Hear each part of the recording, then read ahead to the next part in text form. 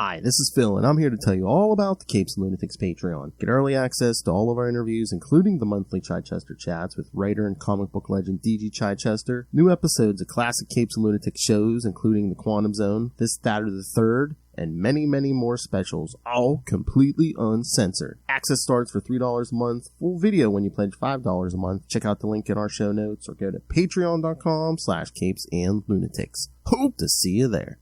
This is Annie Chang, and you are listening to the Capes and Lunatics podcast. Okay, random. I just wanted it to be known that we have friends outside of the comic book world.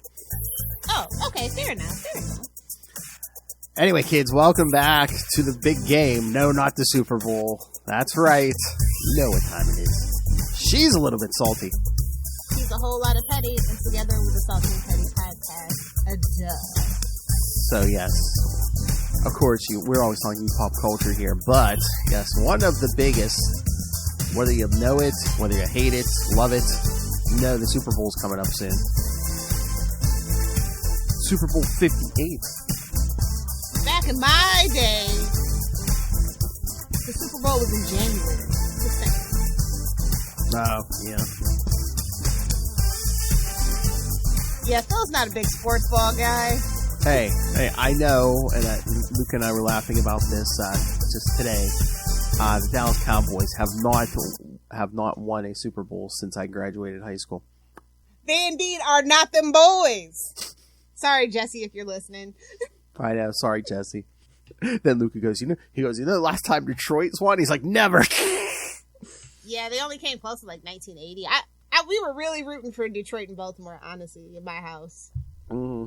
But we were like, no, whoever scripts the NFL was like, that's too black. No, we can't have that. No, you know what it is. In Las Vegas? Oh, no. I'm calling it now. Kansas City's going to win because, of course. Because they want... I've said that since Taylor Swift. They want that shot of him and Taylor Swift on the field when they win the Super Bowl. You know. If you can't tell me the NFL is not, like, they're not even trying to hide it anymore. Well, like I said, come on, how many billions of dollars is that whole thing? And they're not going to leave. Lie to me. They're not going to leave lie that. To me. They're not going to leave that to chance. Billions of dollars on the table. Pff, okay.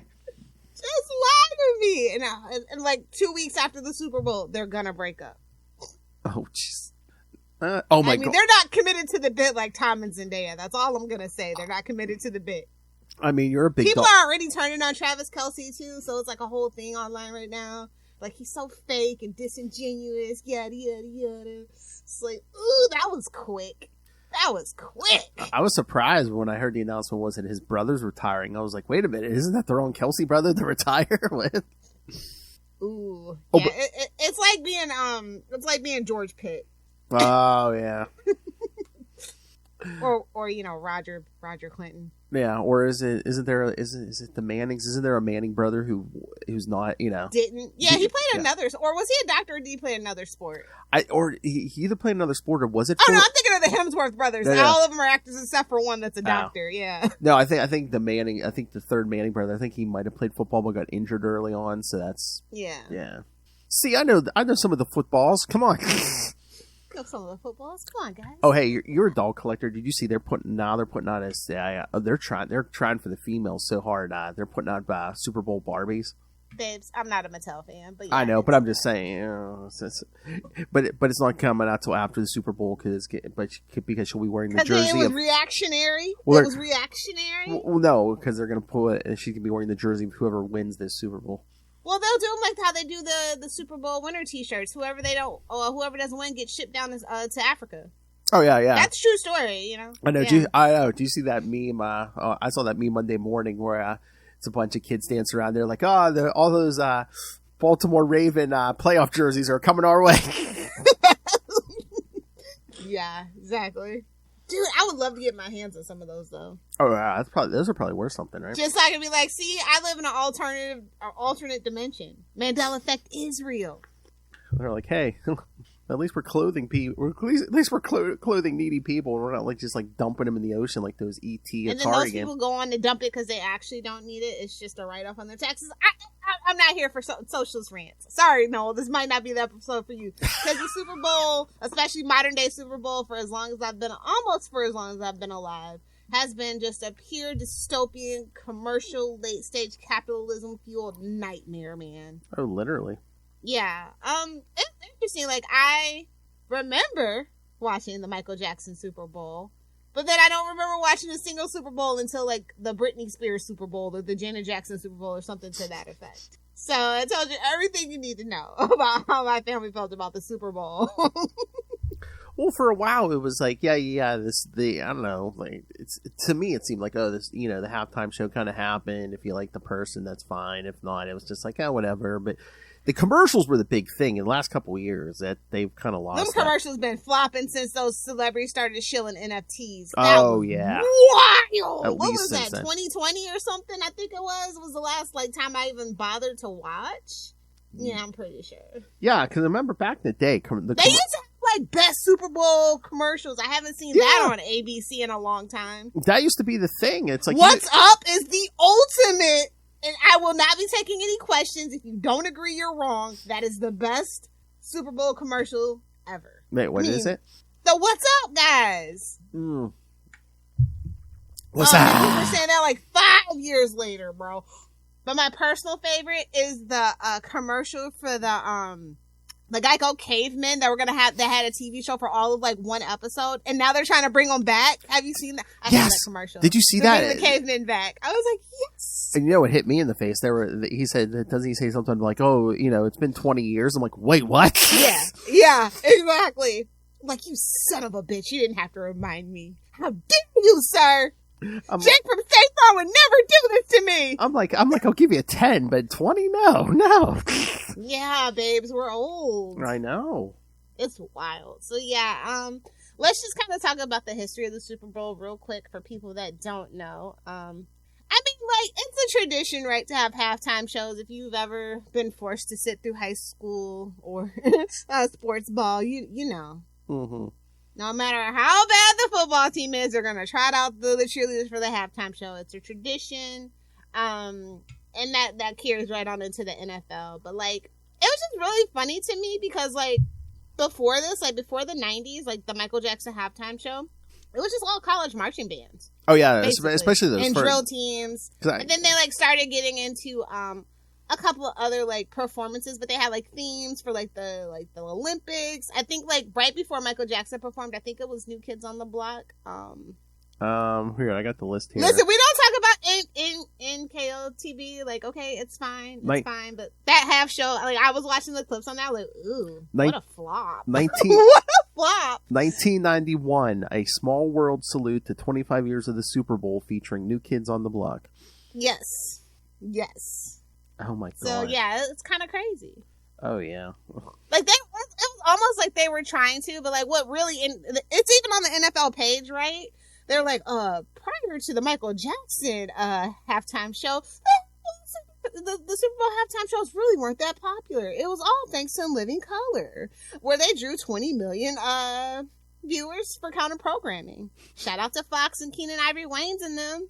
Wouldn't be the same. Like, literally, they picked Michael Jackson as the most reactionary thing ever, and then, like, for the next 5 years, a total flop of lineups after Michael. Like, that's crazy. Like, so crazy. We'll get into it. So I'll probably talk about my 10 favorite Super Bowl halftime shows, and then I'll talk about, like, 5 of the ones that I was like, what the hell? Why is it? Well, and they all kind of happen for a reason, and we'll get into it with my number 10. Favorite performance, I guess. Let me pull up my list. I'm sorry. Hold on. Oh, but you were talking about that Michael Jackson one. Oh, my God. Yes, 1993, Heal the World, featuring Michael Jackson and 3,500 local children. Oh, sounds like a Saturday night. Yeah, sounds like a Saturday night. In case you don't know, Super Bowl performers do not technically get paid, but they the NFL reimbursed them for, like, their security, their entourage, and all those things. Michael Jackson was the exception. They paid him in the form of his Heal the World. They made a donation to Heal the World, and that's why he had all those kids. Yeah, and all that. They made a direct donation. Well, I'm sure. A certain amount, and I'm sure you get a tax break on a charitable contribution too. Well, yeah. That's any rich person, but I'm just at saying. the time, Heal the World Foundation was pretty cool. It's such a shame it kind of went under. Paris Jackson. You might want to get on that. One of you Jackson kids, like, y'all letting y'all's father legacy languish, bro. And I don't appreciate it. I don't appreciate it. Anywho, yeah. So I found that was really interesting, but I think I literally didn't even find that out, like, that they don't pay them. I heard, like, Snoop Dogg doing an interview. Yeah, I heard something about that recently, where, like, they don't get paid or they don't get paid a lot. It's, it's supposed to be, like, the exposure and the publicity. It's like, bitch, that's Michael Jackson. Be so for real. He's doing you a fucking favor. And I think that's why he was an exception to the rule. Like, literally, back in the 90s, he could do no wrong. So, yeah. That's peak Michael Jackson, too. Mm-hmm. And it was really funny because, like, I think it was like Frito-Lay's was like, yeah, that was right around the time where they had the sponsorship too, because everybody knows, Michael Jackson, despite them burning him up on stage, he still did a lot of business with Frito-Lay's, and they ended up being like the commercial like backer of the Super Bowl that year as well too. I found that really fascinating. So yeah, let's see. Yeah, I got my list for the most part. So if you want to go first, I don't know how many you had picked out. Well, I mean, of course, it's on my list, but should I talk about the most infamous of Super Bowl? Well, that's my number 10. Okay. So I guess we all, I don't know. What? There's no... Huey Lewis in the news, sports. Pipe down, old man. Pipe down. Some of these I remember, then other ones I'm like, this sounds like I said, dream. like they have like a really big guest and they have to like recoup the budget and don't have a whole bunch of big people. I know whose favorites. I know someone's favorite Super Bowl, Jesse Jackson. Shout out to the 2009 Super Bowl. That was Bruce Springsteen and the East Street Band. Oh yeah. That did make my list. Sorry, don't hold that against me. I was gonna say the only way that could have been better for Jesse is if the Cowboys would have been in that Super Bowl. Yeah, I think that was in Tampa, and I think it was I don't know who was in that Super Bowl. To be honest, don't care. I think was that the Steelers and the Cardinals, 2009. I think 2009. I think 2009 was one of the Steelers Super Bowls. Yeah. Okay. So yeah. Okay. So we can get into it since it's my number 10. I mean, we're gonna say that for last. Super Bowl from. No, it's literally my number 10 because of all the fallout from it. And that way we can just kind of get that out of the way for me. Yes. Like no tea, no shade. Like I like Janet Jackson. She's not my favorite Jackson. It goes Michael, LaToya, Rebe, Randy, then Janet. Like, she's talented, don't get me wrong, but, like, her music's just a little too... Like, I was never really allowed to listen to Janet Jackson music because it's, like, way too... Like, after, like, Rhythm Nation, it, like, gets really sexual and, like, weird. So, and that's, at that point, I can't listen to her anymore. Well, at least so, like, I was in that era where I really wasn't, like... It was, like, the Velvet Rope Tour, all that stuff. It was just kind of, like... I just didn't care for that music either, too, so, like... It was just weird. Like, that era of Janet Jackson was weird. But then she had P. Diddy. I don't like him. Never have been, like, a huge fan. And Nelly, really didn't like him. Hate Kid Rock. Always hated Kid Rock. Mama hates a poser. And I've honestly never been a big Justin Timberlake fan, but I thought it was so cool she had Jessica Simpson. Because, like, shout out to Jessica Simpson. Just doing her Jessica Simpson best, you know? Mm-hmm. I mean... well, see, out of all the blonde pop grades, like she's made like she's like $500 million off of shoes. Like, shout out to her. I'm always gonna ride for Jessica Simpson, but like, bless your heart, Jessica Simpson, for being up there with everybody else. I mean, God, at least you put Janet above Tito. Thank God. Well, we all forget about Tito because Tito minds his fucking business. Like, you gonna hear about Randy, but Tito gonna keep his head down. He gonna keep his head down. He's gonna keep making those weird looking kids and just mind his damn business. Shout out to Tito. And yes, my kid does school me on football, yes. It's so cute. Anyone who, like, knows me, like, who's known me for a long time, are like, how'd you get the sports kid? I'm like, I don't know. I'm surprised he's not into wrestling because of his grandpa, quite honestly. But, like, this newfangled wrestling, I don't blame the kids for not being into it, to be perfectly honest. Oh, we definitely have to talk about that that whole WWE Netflix deal. Remind me next week. I have a slight rant about it. Okay. And also the whole thing that's going on with Vince McMahon right now. Yes. Need to talk about it. Okay.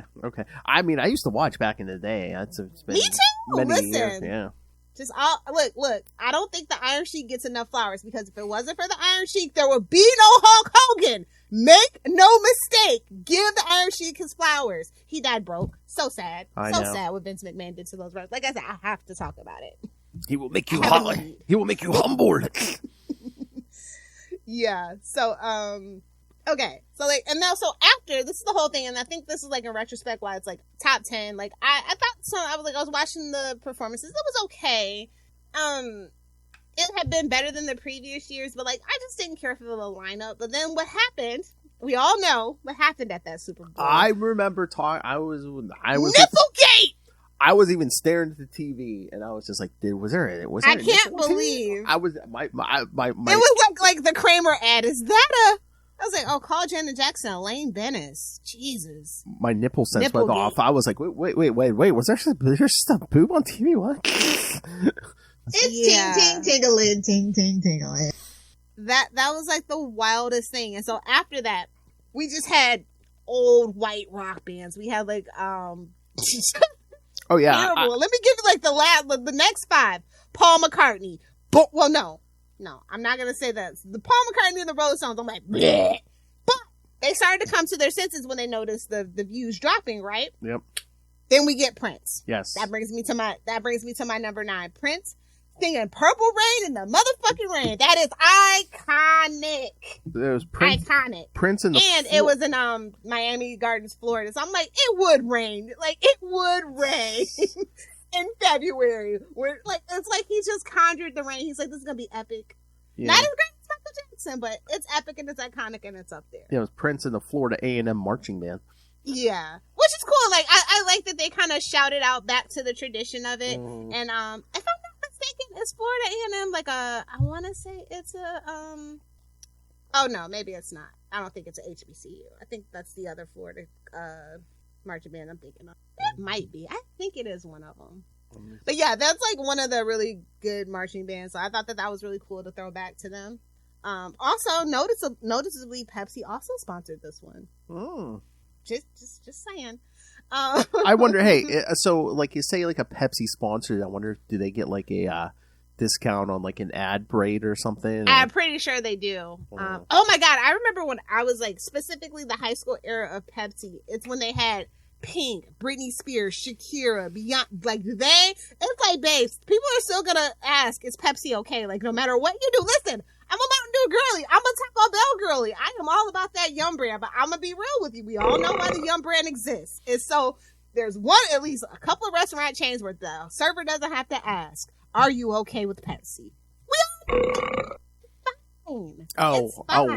When I was drinking the soda, yes, it was Pepsi. Yeah. Generation Next, like literally iconic my whole life, but like still can't keep it. Still, and never will catch up to Coke. Coke got like 100-year head start on you, babes. It's just that market share is just gonna be what it is. Okay. I'm so old. I remember Crystal Pepsi. Shout out Noel. Come on, you know Crystal Pepsi. Come on. I watched somebody drink a Crystal Pepsi on YouTube. I wanted to throw what currently like they cracked the old one. Like you could tell, like it was like the plastic was yellow. 30 years old. He threw up. He threw up. Oh, no kidding. Shout out to Mr. Beast. Not Mr. Beast. Who is it? LA Beast. Yeah, he does those weird challenges. Oh. Yeah. I don't think he was the only one to do that, but that was the first person I saw do that. And he eats like old like Doritos and like chips, like specifically like Pepsi products from the 90s. I mean, that stuff's not good. That stuff's good. Not good for you fresh. You imagine 30 years tacked on there. Oh. Bro, all I know is now I proved I made my friend watch this because I had to prove to them that like, yeah, they are cheaping out on the Dorito dust. Mm-hmm. Like, I'm like, look how covered that Dorito is compared to now. They are cheating us. And the bag was bigger and not filled to the top with air. I was going to say, was the bag more full? Nope. No, it was. And I'm talking about the bags that we used to get for a quarter that are now like somehow $1.25, $1.59. Yeah. Uh-huh. No. Shrinkflation is a thing. My hands have been the same size since I was 5. You can't fool me. I know that Snickers bar is smaller. I'm just saying. Her hand and her vengeance have been the same size since she's been 5. Basically. But yeah, so I actually really enjoyed that. But I like Prince, but Prince isn't for everybody. I know a lot of people like from back in the day really don't care for Prince or whatever for whatever reason. So you either like Prince or you're wrong. Okay. No, I can totally get his style's not for everybody. Yeah. I think he's so unique and he's so talented. Well, he was so talented, you know. He played his own instruments, and he really like went against the grain. Played basketball with Charlie Murphy. Yes. Yeah. Go on.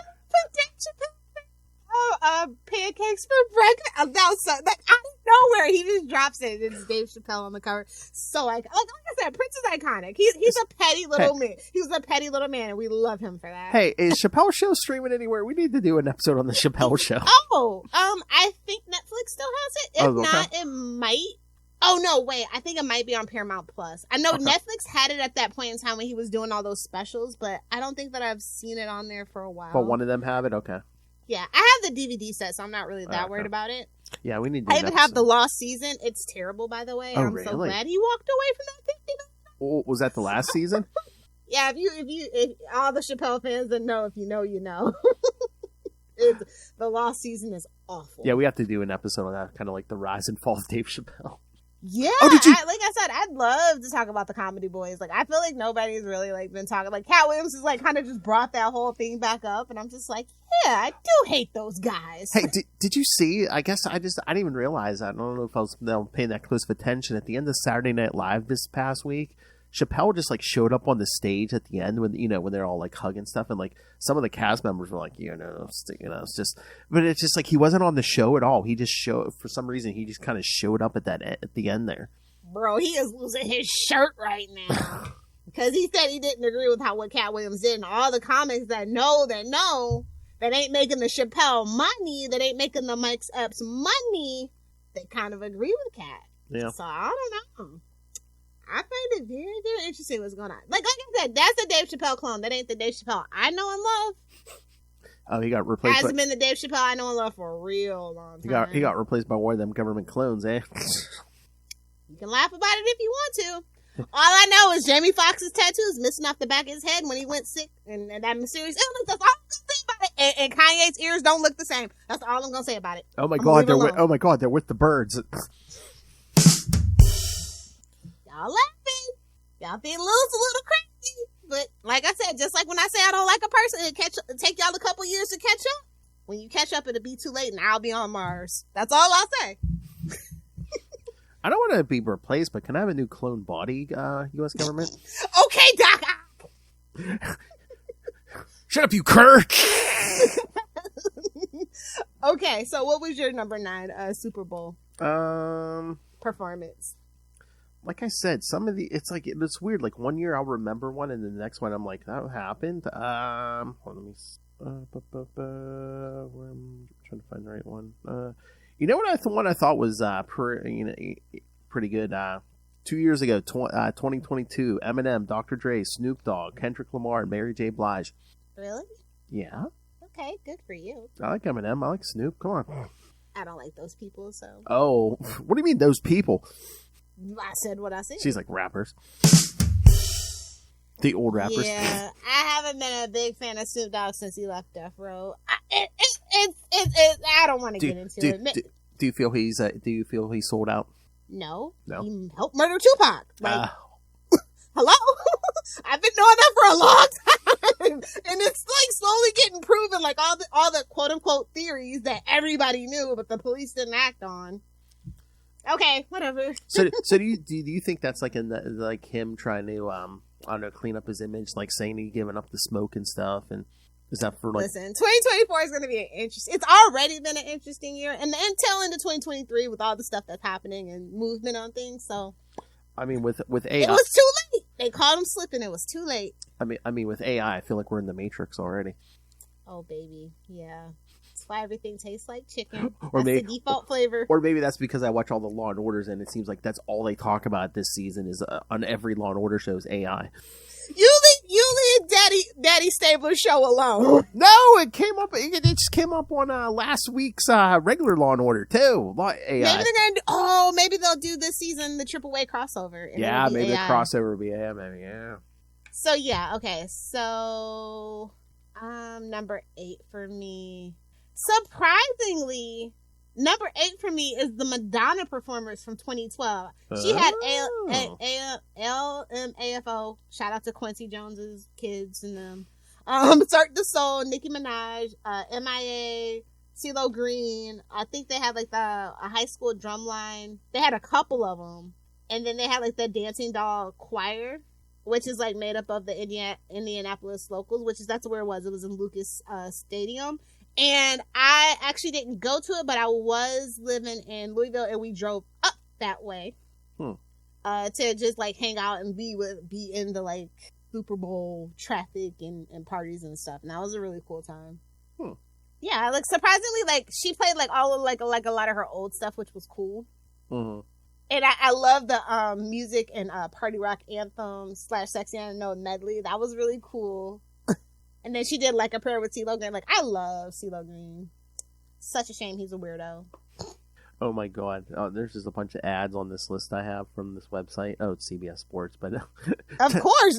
Exactly. Wait, who was I'm trying to figure out who was the sponsor for Madonna that year. But just this ad. Are you tired of being a loser? Oh, it was Bridgestone Tires? Really? No way. It couldn't have. Oh no, it was Pepsi. Yeah. I was gonna say most of the time anymore, isn't it Pepsi?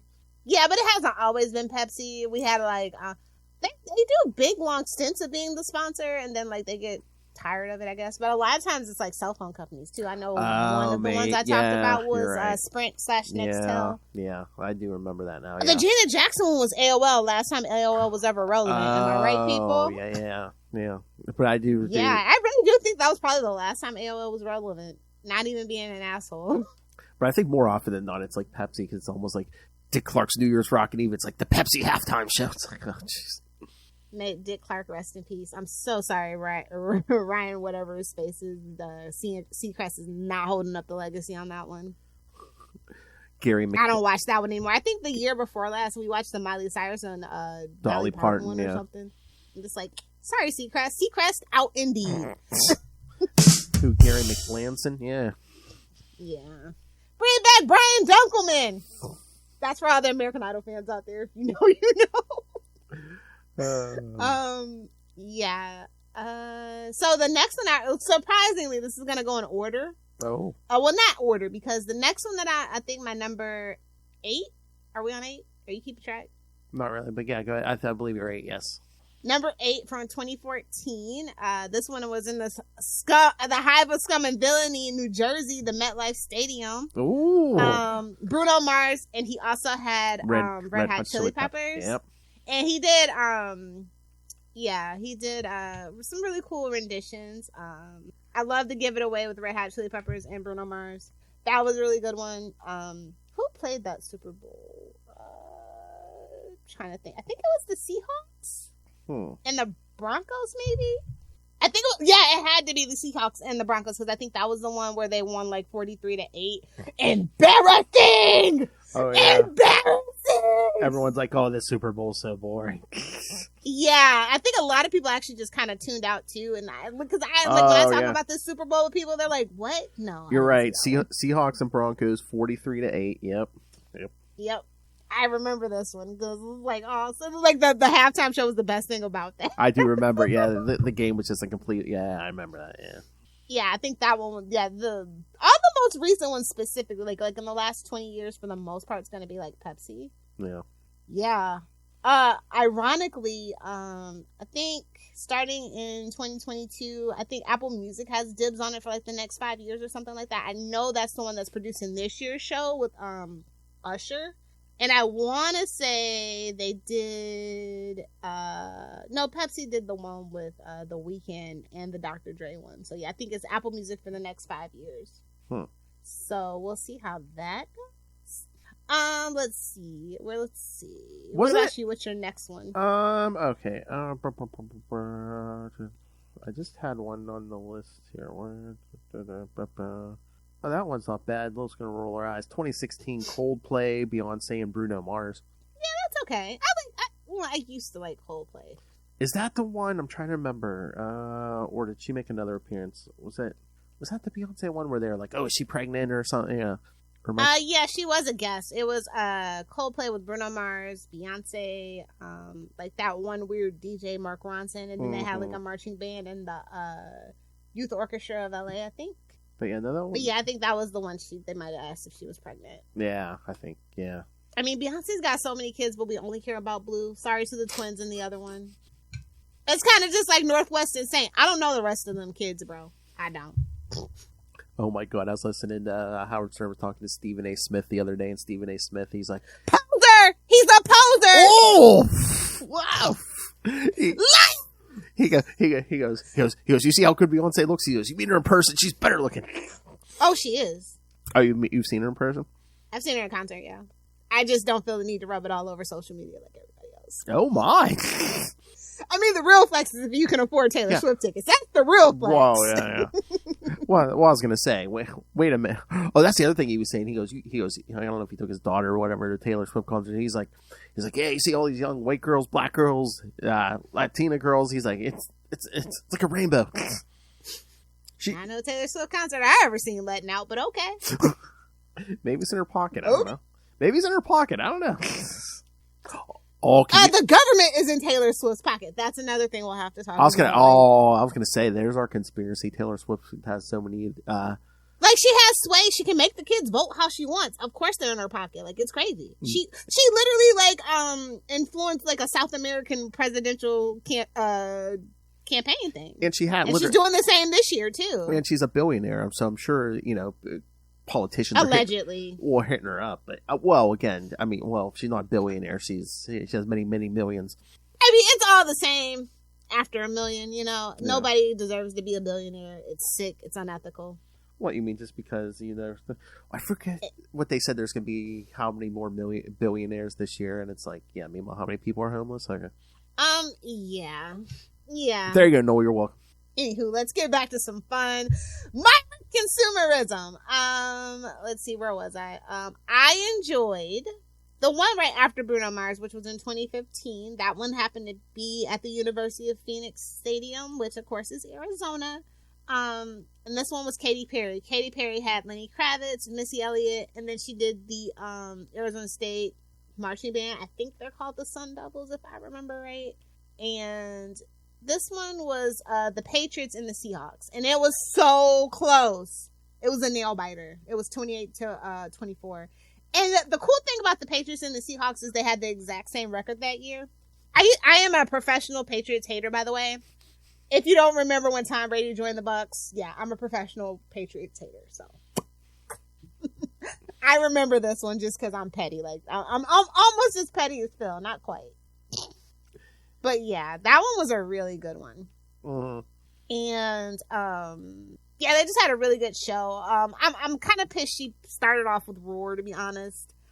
She didn't bring out Juicy J for Dark Horse. She did I Kissed a Girl with Lenny Kravitz, and I'm just like, boo, boo. But she brought out Missy Elliott, which I love Missy Elliott. They did Get Your Freak On together, and they did Work It together, and then she let, thank God, Missy do Lose Control by herself. And she ended with Fireworks, and I'm just like, Katy Perry, what happened to you? You used to be edgy, you used to be cool, and then I remember she is who she is. She's her parents' children. If you know, you know. Okay, here's a question for you. Do you like a solo act, or do you like when they do a group where like one person can sing and then they throw it to someone else and then they throw it to someone else? I personally am a big fan of just the solo acts. But unless you're gonna do like your playlist and like do the ones with all your biggest best features and then you bring them out, which is like kind of what Madonna did. Like she was like kind of trying to stay young and have fun, so she's like bringing out her friends, which I totally respect. But sometimes I just want one solo performer. I feel like it's more cohesive that way. Yeah, but I wonder too. It's like if you're not getting paid a lot, you're like, why am I going to blow out my voice for doing a whole halftime show when I'm getting paid diddly for it? Well, and I think that's kind of low key a lie. Like I feel like Beyonce definitely got paid to do the Super Bowl, which we'll talk about probably next. You would think it's another Michael Jackson situation where she probably ain't showing up if she didn't paid. Need the like Jay-Z told them, we don't need y'all. So. Yeah, exactly. Yeah. And then all of a sudden they're doing the Super Bowl, so yeah, somebody got paid. And then, like, for her to do Lemonade at the Super Bowl, like, that whole thing, like, I remember that was, like, a whole controversy. I was like, oh, y'all now know Beyonce is actually black. I'm so sorry. I know that was a hard day for a lot of white people who didn't realize. I get it. That's one of the best SNL skits in modern day. They dropped their Stanley Cups. Is that what you're saying? Well, at the time, those were probably Hydro Flasks. If you know, you know. Yes. Maybe even now Gene Cups at that point. But, yeah, so, give me another one, Phil. All right, well, I'm contractually obligated to say this so I don't get murdered in my sleep. How about 2018, Justin Timberlake and the Tennessee Kids? I literally don't even remember the 2018 Super Bowl. No, Tino shit. I think that was the one that was in Minnesota, right? So I was just like, eh. Mm-hmm. It was the Eagles and the Patriots. And the best thing about it is the Eagles beat the Patriots. I mean, that's what I know off the top of my head, but like, I couldn't tell you anything else. 41-33, yes, the Eagles beat the Patriots. So what are you saying? I remember that the Patriots were actually, I think, I bet on that game. They were probably like favored to beat by 5 or something like that. So I knew that was a setup. It was too many people betting on the Patriots. That's why the Eagles won. No tea, no shade to the Eagles. Listen, no tea, no shade. We all know they gave y'all that Super Bowl. Oh, hey, I was going to say, you could talk betting betting on the NFL with Luca. Like, he bets on, like, apps. It's not real money, but, you know, it's like pretend. That's how it starts, Phil. You got to nip that. I know. Well, guess what? Guess who was that? Auntie Lilith's going to have a talk with him about the dangers of gambling. Guess who has all his money right now? But okay, so yeah, Eagles versus Patriots in 2018 with a Justin Timberlake halftime show. So was that officially the whitest Super Bowl ever? Oh no, definitely not. Definitely not. You're like, no, some of the earlier Super Bowls are definitely. You're like, there has to be one in the 70s that's whiter than. Definitely. Actually, the one that this is so funny. The next one that I was gonna pick is Maroon 5 from 2019. That was a good one, yeah. And that one was in Atlanta. Shout out to ATL. That was also the Patriots and the Rams. Like, if you know me, you know me. I used to be a big Chargers, big Rams, big Raiders fan. I'm still a big Raiders fan despite them leaving California and being in Las Vegas. I think that's the perfect place for them, quite honestly. You heard it here, kids. Lilith loves the Rams. Hey-o! And, you know, the Chargers. Think about it. Let it sit. And the Raiders. Think about it. Let it sit. I just remember this one from top to bottom. I won a lot of money, actually. The national anthem was sung by Gladys Knight. Like, shout out to Gladys Knight. That was so nice. And then, so that halftime show was Maroon 5, Travis Scott, Big Boy. Oh, this was like one of the lowest scoring Super Bowls, too. It was 13-3, I think. And then I think the Patriots were favored to win by 3, so there was only a little bit of money to be made on that one. Yeah, 13-3 Patriots. 13-3, yeah. Yep. That was a really weird football season though. Like everybody's records was like suspiciously high. I'm not gonna get into it.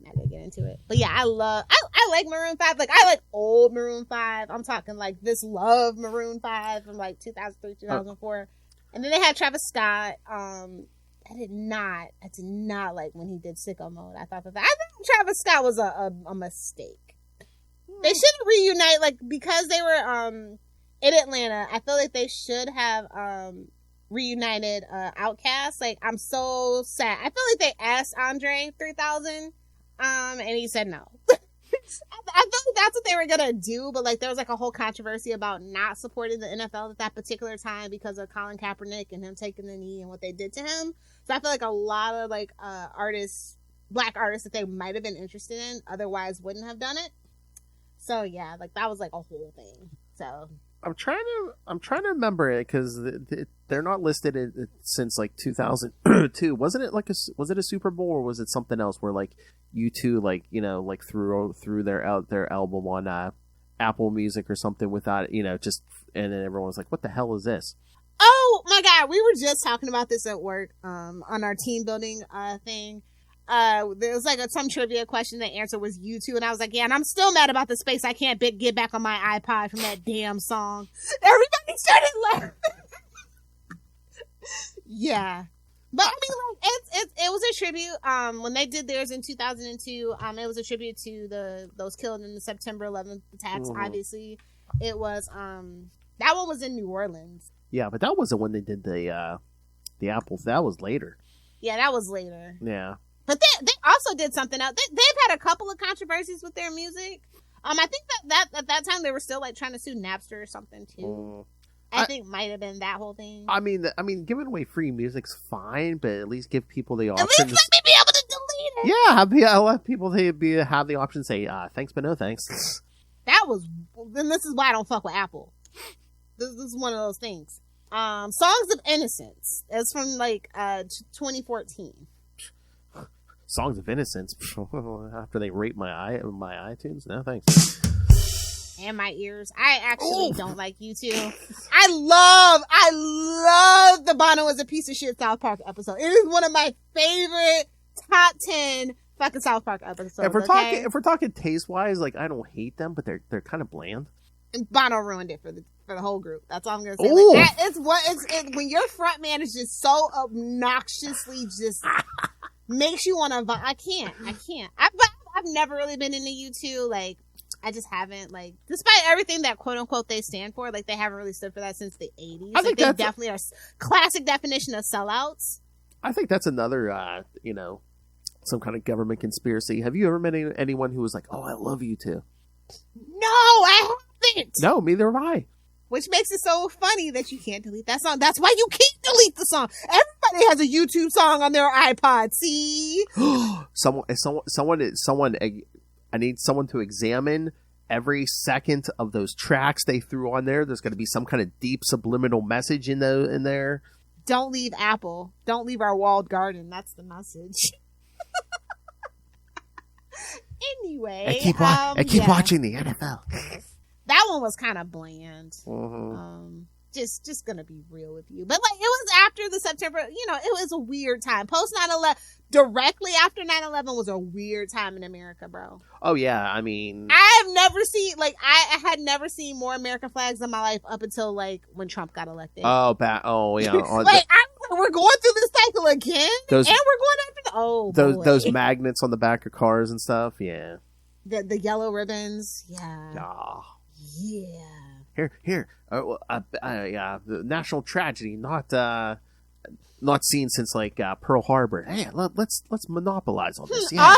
Also, inside job. Everybody knows. So, everybody knows Pearl Harbor was literally an inside job now. Like if you that's like factual. You can look it up. What? You can look it up. They released the documents a long time ago. NSA, I don't know this woman. Whatever. I know. It's just, listen. I give it about. I think we probably have like 50 more years before we can get some more documents, and it's going to be redacted to hell, but it'll start making sense.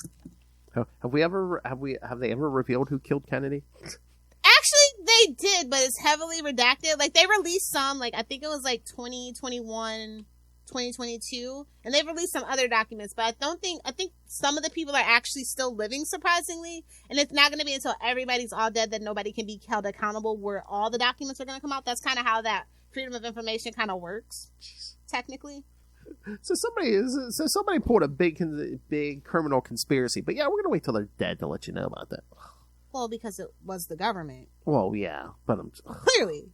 Like, if you read the commission report, if you even watch if you can actually find the undoctored footage, which is really hard to do these days, you can see it for what it is, but your brain doesn't let you because you don't want to believe it. It's one of those things. It's like very much in plain sight, but your brain just won't let you believe it because it's just like, if you believe that, then you have to believe this, and if you believe this, then oh shit. So I totally get it. So sometimes I feel like we need to be controlled because, I mean, look at all the dummies in this country.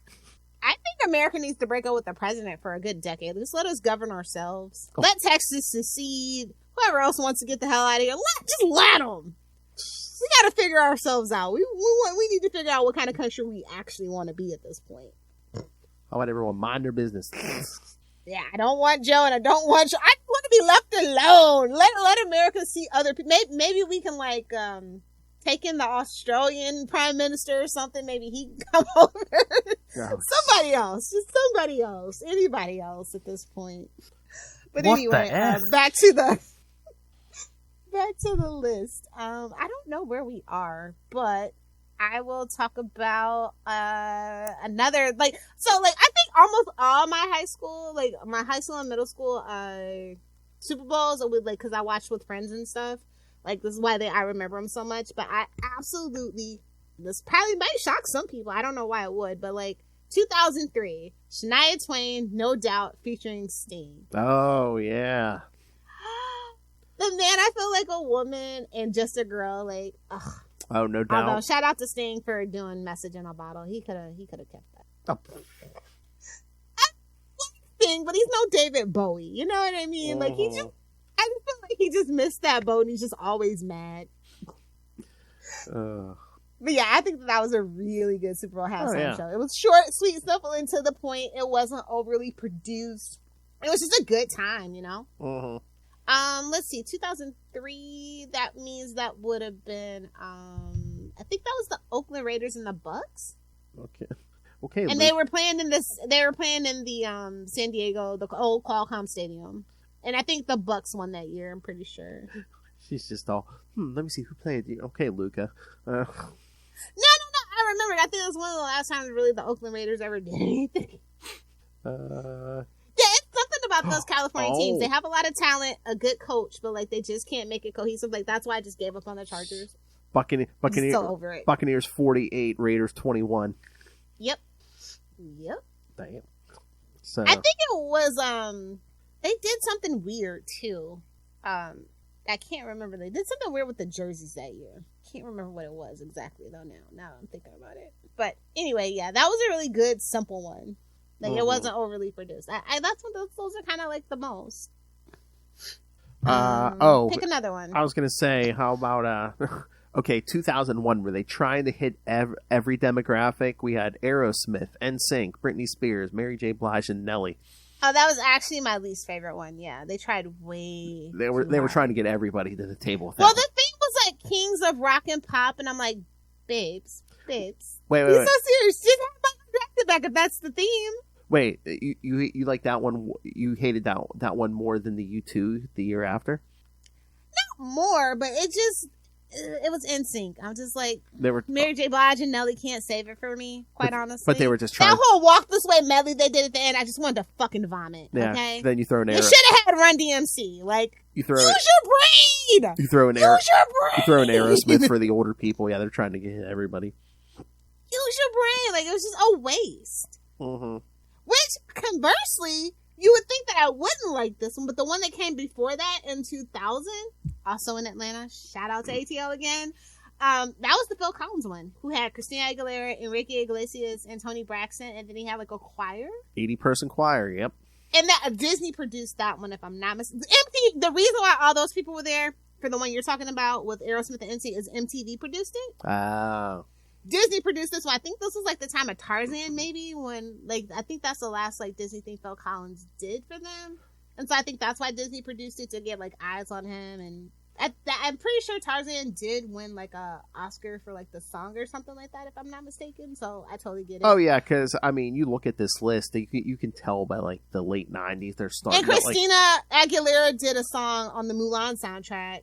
Yeah. So yeah, no, it all tracks now. Well, when I'm thinking about it from a business perspective, yeah, this all tracks. By the late '90s, they're starting to use this to promote stuff because 1997 was the Blues Brothers Bash, and wasn't that I think Jim Belushi and them? Yeah. Wasn't it '98 they did like Blues Brothers 2000 or something? So yeah, they were promoting stuff. Yeah.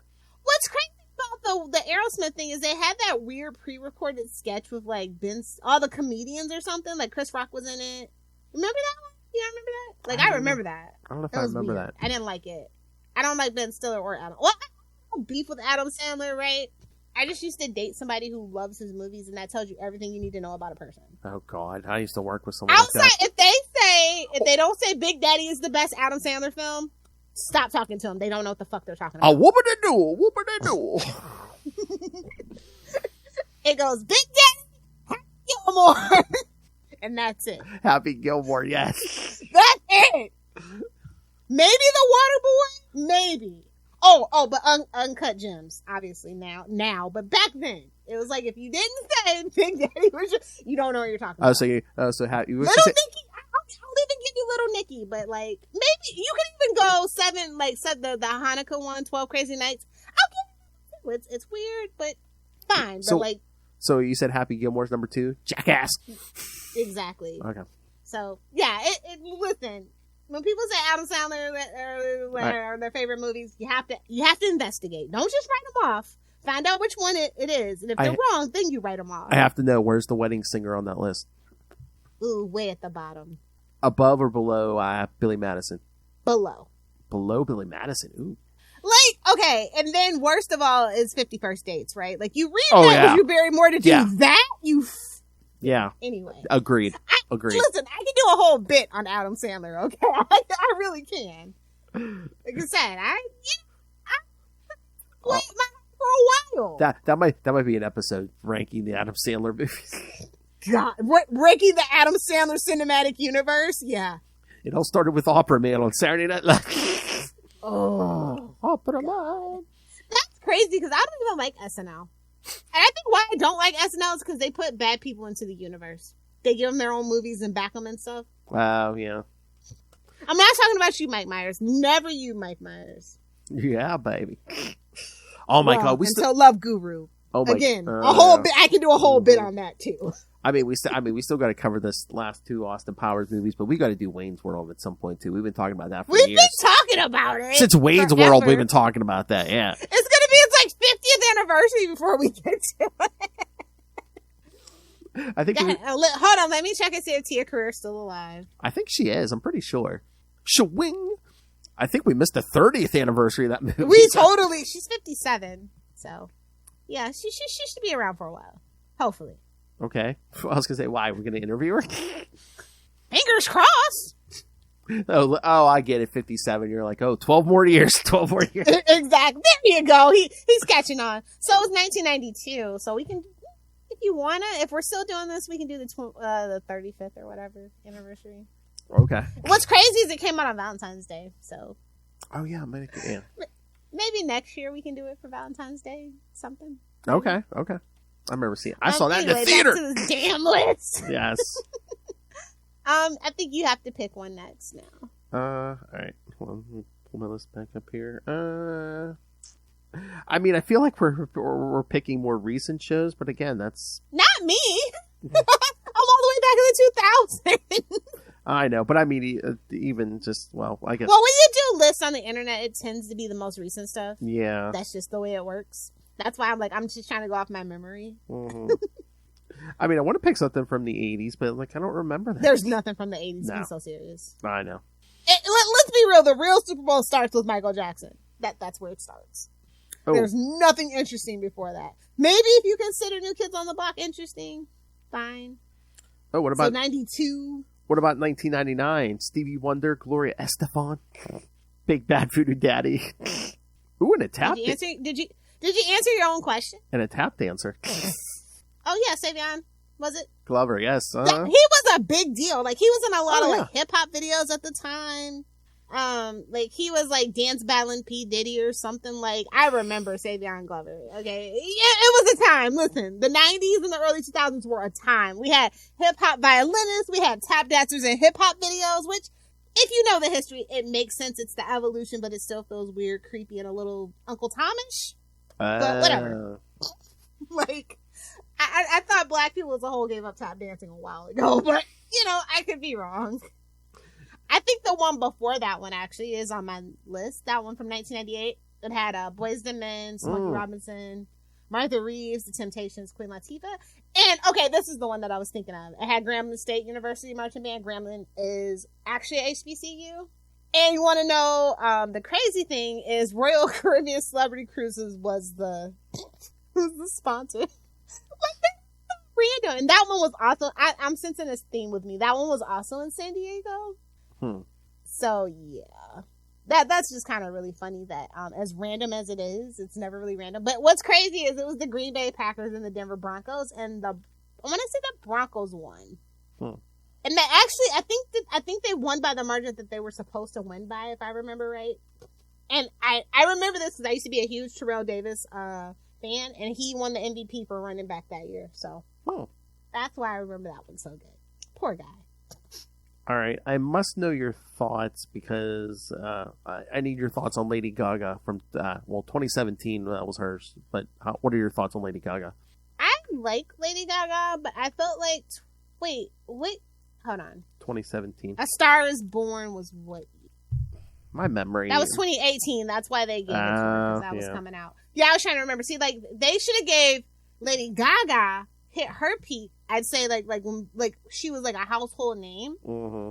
I would say between 2008 and 2012 would have been the perfect time to give Gaga a Super Bowl. Yeah, I feel like this was it's kind of like when the Oscars give you an award for a movie because they snubbed you a while ago. I felt like this was kind of like. Well, I mean, was that kind of like the NFL's playbook here, where it's like they get they're always just a little late. They are old white guys at the end of the day. Well, since they don't want to pay people a lot, they don't get you at your prime. They get you maybe on the way down, and you're like, hey, we can get you more publicity. Maybe we can get you back up there. Well, she never needed it. She has a solid fan base, and like she also has pivoted her sound a la Madonna so many times, and it's kind of hard to pinpoint what she's actually gonna do and what she's willing to do, what style she's willing to do at that time. Like she's done everything from duets with Tony Bennett to Poker Face. You know what I mean? Like everything in between.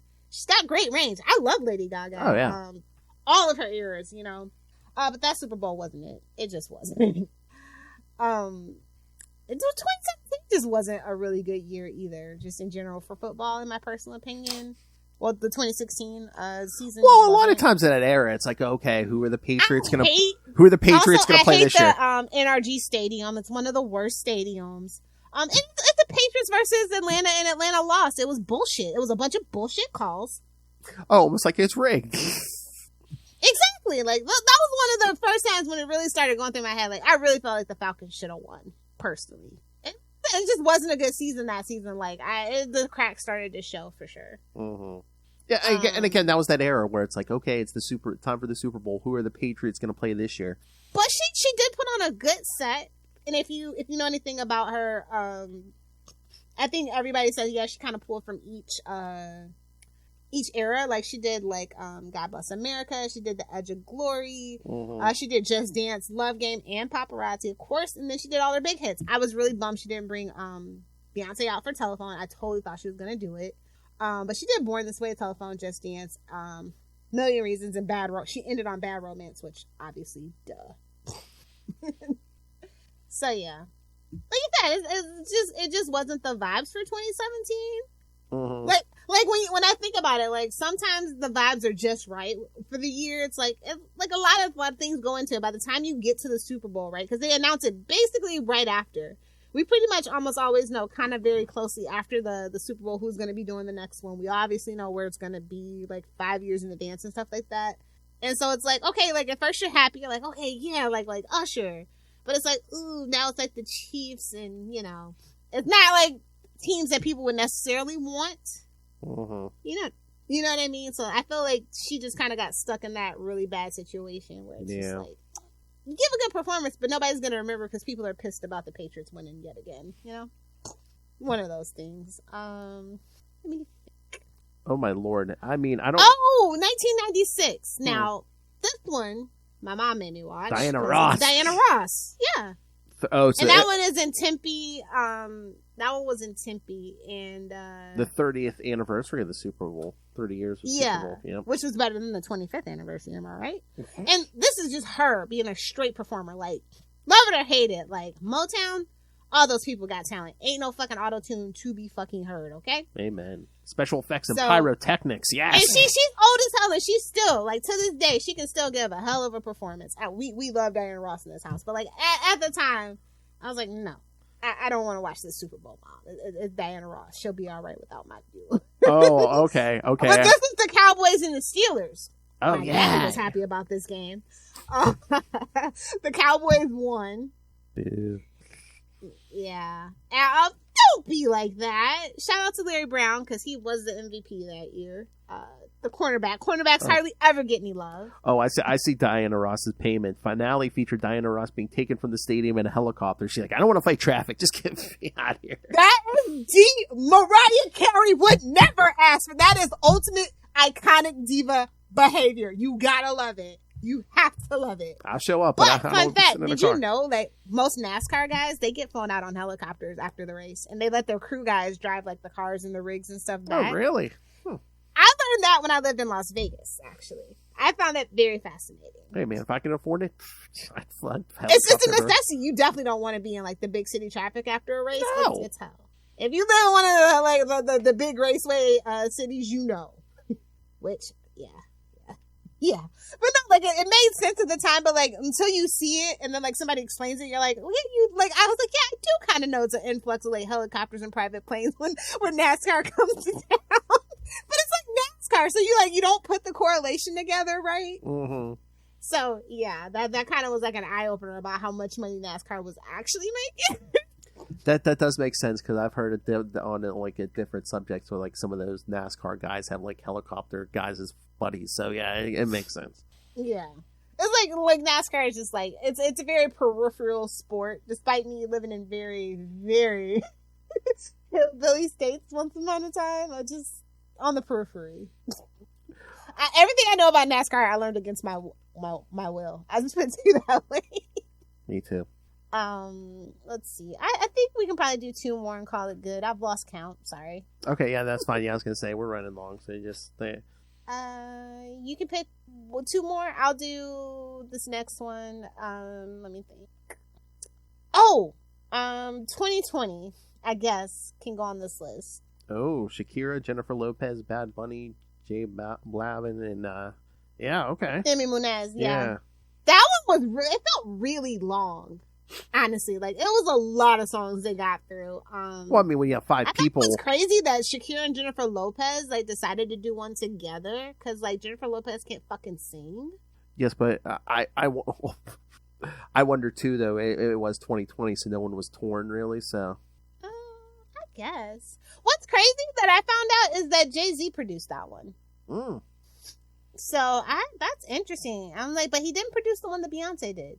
I don't know what that's about, but yeah, 2020 was a womp Super Bowl. It was the 49ers and the Chiefs, and the Chiefs won 31-20, and I lost money. Yeah, you'll see if it's a good Super Bowl. Patrick Mahomes is quarterback for MVP. Can't even be mad about it, you know. Yeah, that game was rough too, and that Hard Rock Stadium is trash. It's not as good as the Bucs Stadium. I'm just gonna say it. Just kidding. I'm just kidding. Well, I mean, some of them probably need upgrades, but yeah. I'm not kidding. I don't know why. I mean, I'm sure it's the cost, but I'm like, I don't know why every stadium that isn't just have a roof on it. Yeah, well, like, if you live in a nice place. I mean, if you live in a nice place, but Buffalo, you should have a roof instead of asking people to come the night before and shovel snow. I mean, sometimes they want to make it hard on their opponents, you know. I guess. Yeah, I don't know what that's about. I feel like every baseball stadium has a roof or something, or a retractable roof, or maybe that's just the places I've lived or something like that. But again, it's like but baseball, it's like a lot of that's in the summer, so it's like the worst you're going to get is like rain. You're not going to get like inches of snow. It's nice to play in the snow sometimes. I guess. Oh, coming from the woman who's like, I will not live where it snows. Oh, never again. I've done my time, babes. I've lived in Chicago. I've lived in Kentucky. Oh, well, Kentucky. Yeah, time served. Chicago, time served in the cold. No thanks. Brutal. Anyway, so yeah. So my number one, obviously, that leaves Michael Jackson. Like I said, I remember this one. I'm pretty sure this was like my first Super Bowl I ever watched. It was a big deal. It was a big event. And it's just iconic. Like I said, we really wouldn't have the Super Bowl in this way if it was not for him.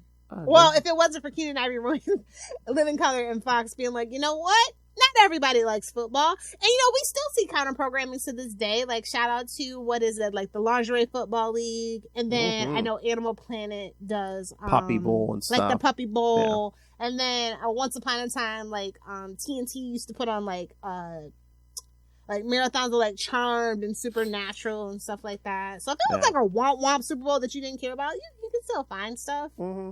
But yeah, like, it was great. Like, I was watching the footage and I'm just like, yeah, it's everything I remember. Like, it's in my mind. That's the crazy thing. Like, a lot of the Michael Jackson stuff is just like I'm pretty sure I was born knowing the words to Thriller. Like, I don't know how I learned Thriller. Like, one day I was just, like, listening to the song, I knew the lyrics. I don't know. Michael Jackson magic. I don't know. Again, it was playing. It's like 2 songs everybody knows, right? Thriller and Happy Birthday. Like, you're just born knowing those. It's either playing in the background somewhere in public or someone has it playing somewhere. Yeah. Okay, I got a question for you. Does Usher have new music out? Because he's this year. Does he have a new album out or anything? Or I don't think he has an actual album, but I know he's had some singles come out over 2023. But like, Don't sleep on Usher. He's got a deep back catalog. Oh, yeah. Oh, my God. But, and I definitely feel like he's going to have Little John. Because he's got to have, I don't know that he can have Diddy there because of his whole legal situation. That's what I was just wondering. Is it going to be all new music? Do you think he's going to play some hits? No, he's going to go into his hits. Okay. I think he might have Alicia Keys. I'm trying to think of the safe bets to pick. I don't think they'll let Lil Wayne do it. He might have Beyonce. They could do Love in This Club. It's a lot of people. He's done a lot of work over the years. He's been making music since he was like 12 years old, back in the early 90s. So like, real Usher fans know he's got a deep catalog. It's gonna be good. He's an excellent performer. A lot of the songs he can't really sing though. Like one of my favorite songs right now, Usher, that is like literally on rotation on Amazon Music, is Glue, and that song is nasty. It is giving Prince at his peak. Don't think he's gonna be playing that at the Super Bowl. He might do that song with Keke Palmer, Boyfriend. I think that would be really cool if he does that song with Keke Palmer. And again, he's got some kind of relatively new music for sure. Okay, and again, a lot of people. I don't want him to do the new music though. You might be able to get a lot of guests because it is in Vegas. It's not like it's in the middle of nowhere, Yeah, we'll see. We'll see what songs they let him play. Like I said, like he's got a back catalog. But like I started thinking about some of my favorite songs. I'm like, ooh, would the Super Bowl let him do that song? It'll be one of those things where the sound will cut out and be like, okay, okay. Yeah, we've been on a 5-second delay since the Janet Jackson thing. Like that's crazy. It affected all of TV. I remember like The View got put on 5-second delay and like a whole bunch of stuff. Oh, the FCC ran amok after that. Oh yeah, they were hitting everybody. Yeah, the gift that kept on giving. God forbid we see a human body, which everyone has. Yeah, and the crazy thing, everybody has a nipple. I think Americans are just way too obsessed with like boobs. It's like babes, it's for babies. Like stop. Yeah, and again, everyone has Everybody has nipples. Everybody. Mm-hmm. I think it's bullshit. Girls can't wear a shirt when can't take their shirt off when it's hot. That's right. Freeze that nipple. Freeze the nipple. I mean that unironically. So serious. Oh, I'm serious. I remember back in the day. Is it Rumor Willis? She was walking around New York topless as a protester. Oh, I think so. Yeah. There's like a loophole that like let her do it, but like it's like, babes, you're famous, you're gonna get hurt, especially in New York. Somebody's gonna throw a can of fucking Pepsi at your ass. Either that or pictures are gonna be floating all over the place. Well, they were. She very much intentionally wanted that for whatever reason. I guess it's because she looks more like her dad than her mom. So no tea, no shade. I don't mean anything by that, but you can make reference of what you will from that statement.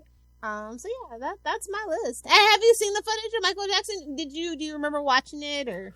I barely remember. After this, I'm gonna have to probably go on YouTube and watch it. I kind of remember it. Yeah, that was a good show, from what I remember. Oh, but like special shout out to Rihanna though. I loved that one from 2023. I thought her set was so good. It was so good. Oh yeah, Rihanna's it was just good. Her. She held it down by herself, and she was pregnant. So like, yes, so serious. Shout out to Rihanna, but like, it was just too new. I didn't want to like. I think that's the one I do. That might be the one I remember where everyone's like, "Oh, is she pregnant?" Is that? That's question probably her too. Yeah, she's of. like, "Oh, is she pregnant?" Beyonce, I think Beyonce announced. I think it was Blue. She was at like I think it was like the MTV Awards or something. That. Oh, maybe yeah. Where she like patted her stomach and kind of like pushed it out because she'd been holding it in the whole time. I remember that one, but like I said, she's got so many kids. I don't know. So on that note, all right, let us know your favorite Super Bowl halftime shows, and let us know if you think the NFL is rigged and it should have been the freaking Lions and the Ravens. That's right. Favorite games, favorite halftime shows. Is it rigged? 85 Bears. 85 Bears. Shout out to all my Chicago people. All right, and let's get the clicks and views. What are your thoughts on Taylor Swift being in every game? Swifties unite in the comment section. All right, so I believe we said next time, kids, and again, it'll be a quick turnaround because, these usually come out on Mondays, but this will drop the Friday before the Super Bowl, so, yes, on Monday, you'll hear, we're going to do a special episode for the 25th anniversary of The Sopranos. Oh, man, I can't believe it's been 25 years. We're old, remember? I know, that one hit me hard. I'm not gonna lie.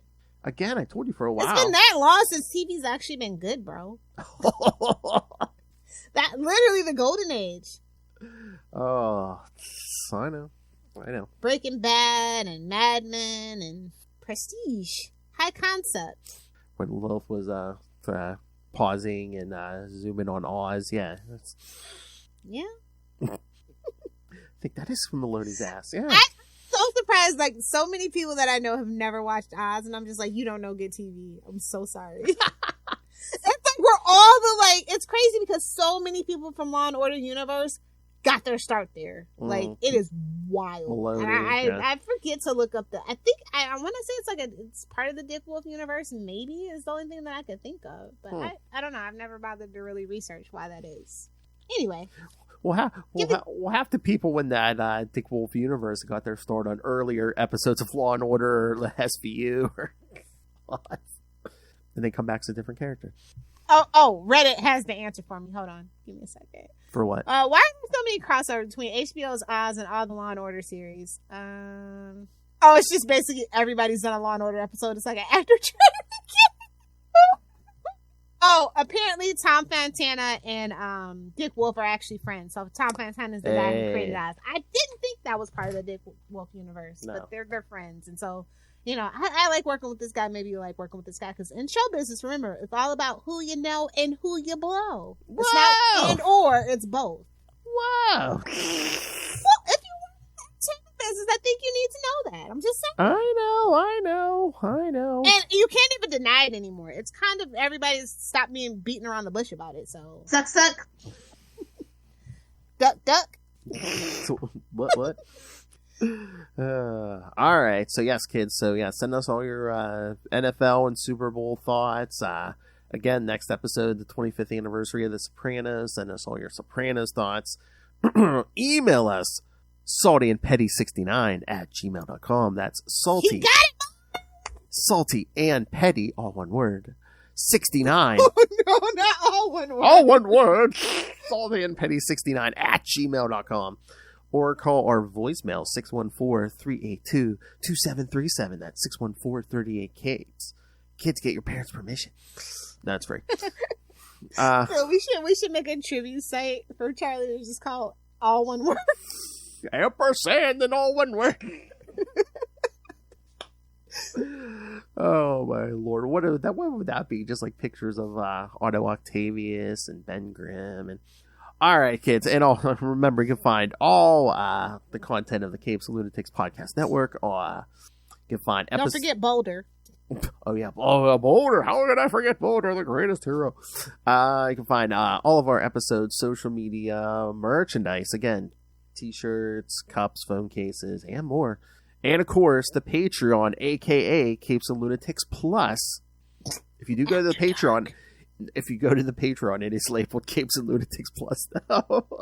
That's so funny. Or again, if you thought this was crazy, wait till our February episode for the Patreon. AVNs, kids. No, we're not there. That's naughty. We're not there. We're just reviewing it. Well, I wasn't there. I can't speak for long. Oh, that's naughty. All right, so yes, so please. You fucking dare me to do it next year? I'll do it. Oh my god, I want pictures of you with porn stars. Well, Due to NDAs, I am not allowed to post up. No, clothed ones, Lilith. I'm not talking to your usual. Due to NDAs, I'm not. Oh. Oh my. All right. So in 10 years, we'll talk to Lilith about that. All right. So find everything all in one place. That's tubespace.io/Capes and Lunatics Podcast Network. That's tubespace.io/Capes and Lunatics Podcast Network. Oh my. So the porn world, now we know why the porn world calls her the little monster. Lilith Hellfire, where can people get a hold of you? You can find me on Facebook if you want. That's pretty much it. I'm just your old friendly internet granny on Facebook. That's it. That's the only way you can find me. Either do the 6 or do the 9. Speaking of porn, I just encourage you to go touch some grass and get some fresh air and look at the sky while we have it, kids. That's all. That's all. Or in other words, Come on, get your head out of your butt, buddy.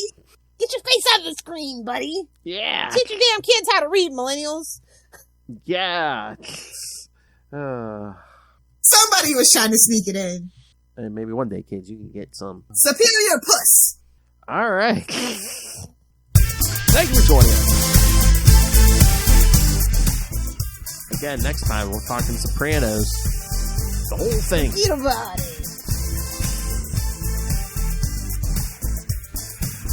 Alright. And again, send us your thoughts. Super Bowl and halftime shows and Taylor Swift. And is it rigged? The game's not Taylor Swift. Although that's probably rigged too. I mean, she is an industry plant, but, it is what it is.